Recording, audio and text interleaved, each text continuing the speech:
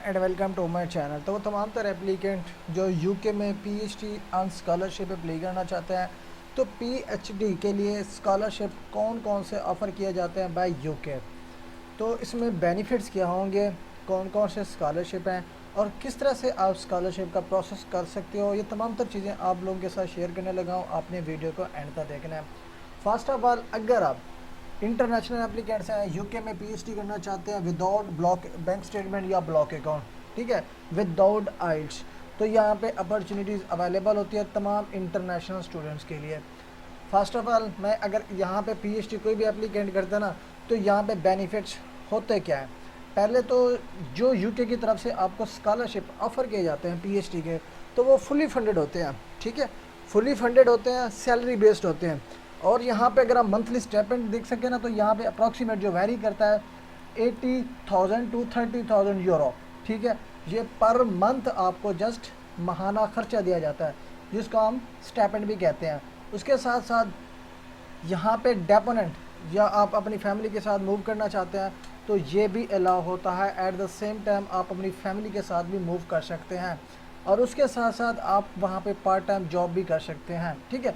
उसके अलावा जब आपकी पीएचडी कंप्लीट होगी, ठीक है, पीएचडी का जो ड्यूरेशन होता है 3 से 4 साल, जब आपकी पीएचडी कंप्लीट होगी उसके बाद आप पीएसडब्ल्यू जिसको हम कहते हैं, या पोस्ट स्टडी वर्क जो कि आपको दिया जाता है, वो भी आप वहाँ पे अवेल कर सकते हैं, जॉब कर सकते हैं। उसके साथ साथ ये आपको एक स्ट्रॉन्ग पाथवे प्रोवाइड करता है स्किल्ड वर्कर की तरफ से। लाइक आपकी पीएचडी होगी, पीएचडी के बाद आप कोई जॉब करते हैं, जॉब करने के बाद एज ए स्किल्ड वर्कर वहाँ पे आप अप्लाई करते हैं, आपकी सेटलमेंट हो जाती है, तो वहाँ पे आपको पीआर का ऑप्शन भी मिल जाता है, ठीक है। अब यहाँ पे जो अपॉर्चुनिटीज़ हैं, लाइक आर्टिफिशियल इंटेलिजेंस हो गया, हेल्थ हो गया, क्लाइमेट हो गया, इंजीनियरिंग, बिजनेस, पब्लिक पॉलिसी और मैनी मोर, क्योंकि यहाँ पे रिसर्च एरियाज़ होते हैं, तो यहाँ पे मल्टीपल बल्कि काफ़ी सारे जो एरियाज़ होते हैं यहाँ पे अवेलेबल होते हैं। किसी भी एरिया से आप बिलोंग करते हो, आप अप्लाई करना चाहते हो, पीएचडी अप्लाई कर सकते हो। अब यहाँ पे मैं आपके साथ शेयर करने लगा हूँ कि कौन कौन सी पीएचडी की अपॉर्चुनिटीज़ अवेलेबल होती हैं, जिसमें आप अप्लाई करके ये बेनिफिट्स अवेल कर सकते हो, ठीक है। फर्स्ट वन जो स्कॉलरशिप है उसको हम कहते हैं जी कॉमनवेल्थ स्कॉलरशिप। कॉमनवेल्थ स्कॉलरशिप ये जो पीएचडी का होता है हर साल ओपन होता है, आपको एचईसी के थ्रू और कॉमनवेल्थ के पोर्टल के थ्रू अप्लाई करनी पड़ती है। लाइक ये इंडिपेंडेंट नहीं है, आप एचईसी के थ्रू रिकमेंड होंगे, फिर ये जो स्कॉलरशिप है वो आपको मिलता है, आपको स्कॉलरशिप ये अवेल करना पड़ता है। उसके बाद गेट्स स्कॉलरशिप, ये इंडिपेंडेंट है, डायरेक्ट आप अप्लाई करते हैं। उसके अलावा ऑक्सफोर्ड क्लैरेंडन स्कॉलरशिप है, इसका एचईसी से कोई लेना देनी है, आप डायरेक्ट अप्लाई कर सकते हैं। इसके अलावा इंपीरियल प्रेसिडेंट पीएचडी स्कॉलरशिप, ये भी डायरेक्ट स्कॉलरशिप है, आप विदाउट एचईसी आप डायरेक्टली, चाहे आप यूके में ऑलरेडी रह रहे हो या इंटरनेशनल एप्लीकेंट्स हो, आप डायरेक्टली एप्लीकेशन अपनी जो है ना सबमिट कर सकते हो फॉर दिस स्कॉलरशिप। बाकी ये जो सारे स्कॉलरशिप मैंने यहाँ पे मेंशन किए हुए हैं, like UKRI, Cambridge trust, Edinburgh, university specific. अब ये यूनिवर्सिटी स्पेसिफिक जो फंडिंग पीएचडी प्रोजेक्ट्स होते हैं ना, ये हर यूनिवर्सिटी में ऑलमोस्ट अवेलेबल होते हैं। इसमें यह होता है कि आपको यूनिवर्सिटी के पोर्टल पे डायरेक्ट अपनी एप्लीकेशन सबमिट करनी पड़ती है। अब जितनी भी यूनिवर्सिटी में आप अप्लाई करोगे university specific funding PhD projects में, तो हर यूनिवर्सिटी के लिए आपको एसओपी, मोटिवेशन लेटर और रिसर्च प्रपोजल या रिसर्च प्रोजेक्ट राइट करना पड़ेगा। ये तमाम तरह डॉक्यूमेंटेशन सिलेक्टेड अपॉर्चुनिटी को देखते हुए आपने प्रिपेयर करना है और अपनी एप्लीकेशन जो है ना सबमिट करनी होती है।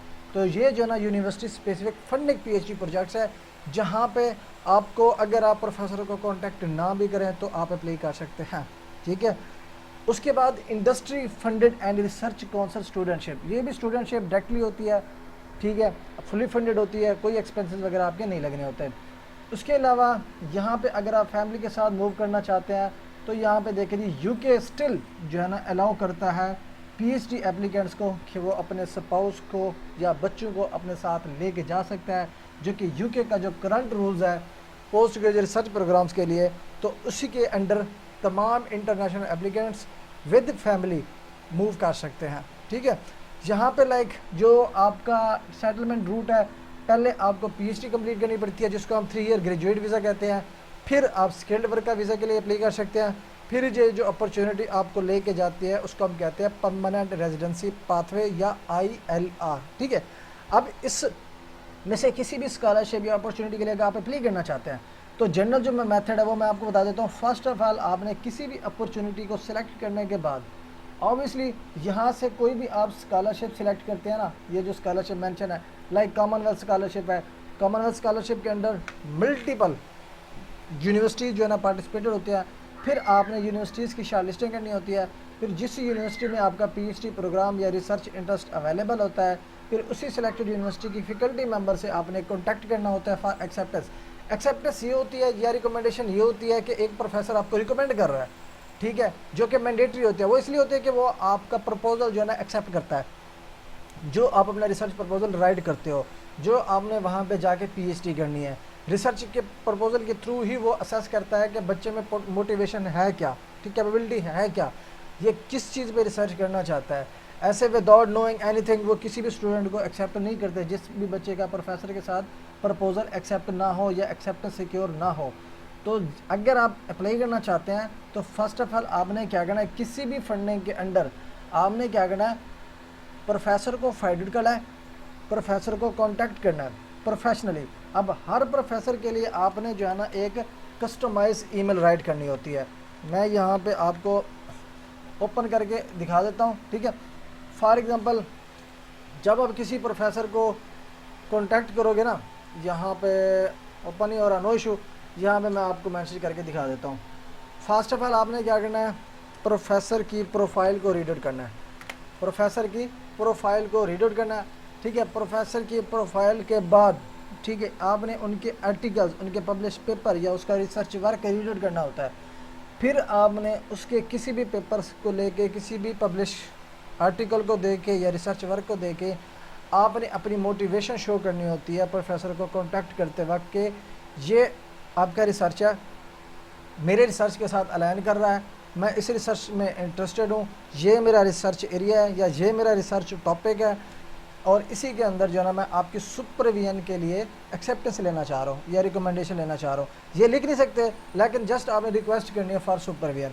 दूसरा, ईमेल राइट करते हुए आपने डायरेक्टली ये भी नहीं राइट करना कि जी मुझे फंडिंग के अंदर ही एक्सेप्ट करो, ठीक है। आपने जस्ट अपनी research based, research focused email right करनी है और अपनी मोटिवेशन शो करनी है प्रोफेसर को, और आपने एज ए रेफरेंस प्रोफेसर के रिसर्च पेपर्स ऐड करने हैं और ईमेल कस्टमाइज़ करते हुए उसका रिसर्च इंटरेस्ट आपने एज ए रेफरेंस ऐड करना है, ताकि जिस प्रोफेसर को आप कॉन्टैक्ट करने लगे हो वो प्रोफेसर जब आपकी ईमेल रीड आउट करे CV रिव्यू करने से पहले उसको पता हो कि बच्चे ने मेरी प्रोफाइल पढ़ी है, पढ़ने के बाद ही उसने कॉन्टैक्ट किया है, तब जो है ना आपके प्रोफेसर की तरफ से रिस्पॉन्सेस के चांसेस हायर होते हैं, ज़्यादा से ज़्यादा होते हैं।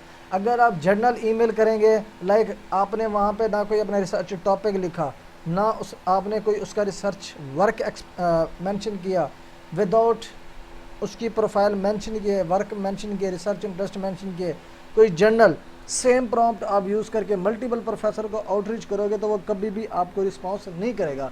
तो कस्टमाइज़ का मतलब ये होता है कि हर प्रोफेसर के रिसर्च इंटरेस्ट, रिसर्च वर्क के मुताबिक ईमेल को राइट करना, ठीक है, अपनी मोटिवेशन उसके साथ जो है ना रिलेट करना, अपना रिसर्च इंटरेस्ट, अपना रिसर्च एक्सपीरियंस उसके साथ रिलेट करना। फिर प्रोफेसर को आपने कांटेक्ट करना होता है फॉर सुपरविजन।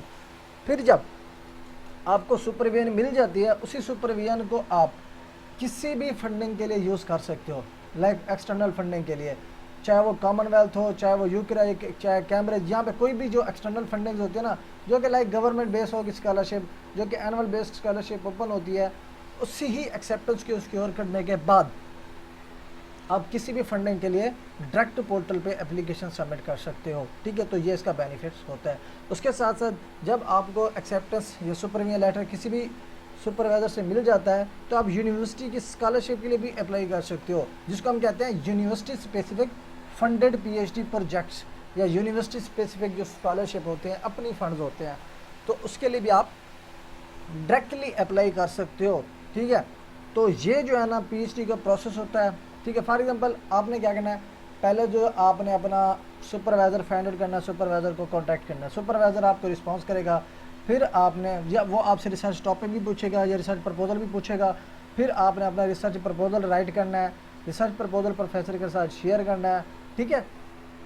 जब आप शेयर करोगे तो प्रोफेसर आपके साथ मीटिंग करेगा, मीटिंग करने के बाद आपके प्रपोजल पे प्रेजेंटेशन लेगा, आपका इंटरव्यू लेगा, फिर अगर वो आप में पोटेंशियल देखेगा, प्रपोजल आपका एक्सेप्टेबल होगा, तो वो आपको सुपरविजन लेटर, एक्सेप्टेंस लेटर या रिकमेंडेशन लेटर आपको देगा, ठीक है। जब आपको लेटर मिल जाए फिर आप यूनिवर्सिटी में अप्लाई करें, फिर एक्सटर्नल फंडिंग में अप्लाई करें, या इवन के HEC की फंडिंग के लिए अप्लाई करें to fund PhD in UK, तो उसी लेटर को आप यूज़ करके अप्लाई कर सकते हो। तो मल्टीपल ऑप्शन आप एक ही सुपरविजन लेटर को यूज़ करके कर सकते हो, ठीक है। तो ये है इसकी टोटल जो प्रोसीजर जो PhD का होता है UK में। अगर आप इंटरेस्टेड हैं, UK में आप अप्लाई करना चाहते हैं, तो सेम इसी स्टेप्स को फॉलो करके अपनी एप्लीकेशन सबमिट कर सकते हो। तो यहाँ पे मैंने कुछ लिंक्स भी ऐड कर दिया, इनमें से जो लिंक्स दिए हुए हैं इनको भी आप एक्सप्लोर कर सकते हो। फॉर एग्जांपल ये लिंक है, इस लिंक पे क्लिक करूँगा तो इसकी जो ऑफिशियल वेबसाइट है कॉमनवेल्थ की, वो आपके स्क्रीन के सामने ओपन हो जाएगी। यहाँ पे देखिए, Commonwealth scholarship commission in the UK provides the main UK government scholarship scheme led by international development objectives. तो ये जो स्कॉलरशिप है कॉमनवेल्थ का, आपको हर साल ऑफर किया जाता है।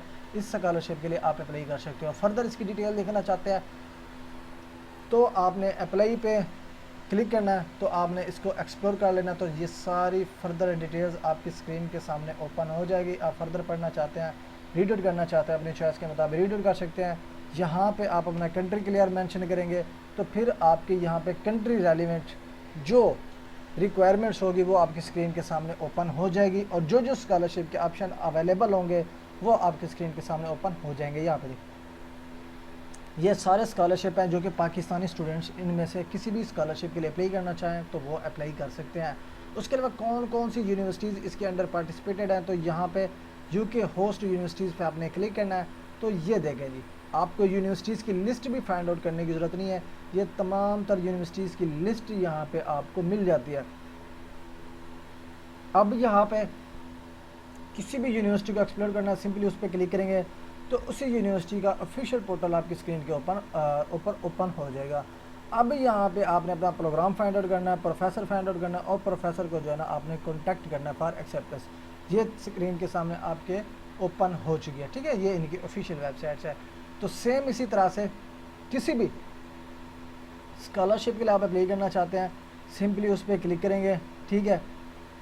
उसके बाद यहाँ पे उसकी सारी डिटेल आपको मिल जाएगी, किस तरह से अप्लाई करना है, किस तरह से नहीं करना, ईच एंड एवरीथिंग उसकी डिटेल आपको स्क्रीन पे मिल जाएगी। और उसी को यूज़ करके उसके मेंशन स्टेप्स जो है ना आपने यूटिलाइज़ करके अपनी एप्लीकेशन जो है ना प्रोसीड करना है और सबमिट करना है, ठीक है। तो ये सारे ऑप्शन हैं। मज़ीद अगर आप कोई भी सर्विस मेरी तरफ से लेना चाहते हैं तो आप इसी व्हाट्सएप नंबर पर कॉन्टैक्ट कर सकते हैं, या ये लिंक दिया हुआ है, इस लिंक पर क्लिक करेंगे तो ऑटोमेटिकली आप मेरे व्हाट्सएप के साथ कनेक्ट हो जाएंगे। क्योंकि मेरी तरफ से जो है ना पेड सर्विस भी ऑफ़र की जाती हैं। आपको मैं यहाँ पे अपनी सक्सेस स्टोरीज भी शो करा सकता हूँ। यहाँ पे जो स्टूडेंट जिन्होंने मेरी तरफ से प्रोसीजर कराया था, उनके ये letter of acceptance, letter of fundings, ये तमाम तर अपॉर्चुनिटीज़ आपको यहाँ पे एज ए सक्सेस स्टोरी आप देखना चाहते हैं तो आप वो भी देख सकते हैं। मज़ीद अगर आपने कोई भी प्रोसेस कराना हो, प्रोफेसर कॉन्टैक्ट का कराना हो, यूनिवर्सिटी की फॉर्म फिलिंग हो, डॉक्यूमेंट्स राइटिंग हो, कोई भी सर्विस अगर आपको रिक्वायर्ड है तो आप मुझसे भी कॉन्टैक्ट कर सकते हो। तो मिलते हैं इंशाल्लाह नेक्स्ट वीडियो में, तब तक के लिए अल्लाह हाफिज़।